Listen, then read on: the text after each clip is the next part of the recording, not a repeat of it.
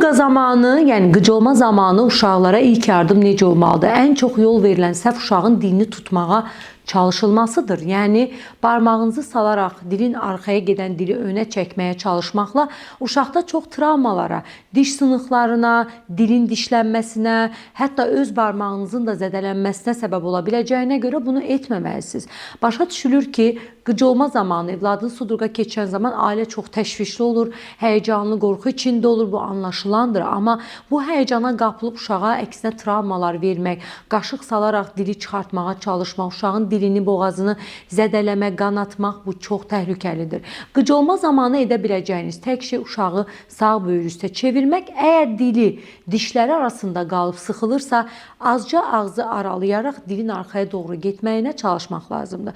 Nəzərə alın ki, sağ böyür üstə çevriləndə uşaq dil onu gedib nəfəs yolunu qapamayacaq, uşağı boğmayacaq. Odur ki, buna fikir verin. Uşağın həmin anda qaytarması varsa, təbii ki, aspirasiya olmasın deyə başını yuxarı qaldırın, sağ böyrü üstə çevirin və təcili yardım çağırın. Mövzu haqqında ətraflı məlumat və əlaqə üçün 055 703 27 79 nömrəsi ilə əlaqə saxlaya bilərsiniz.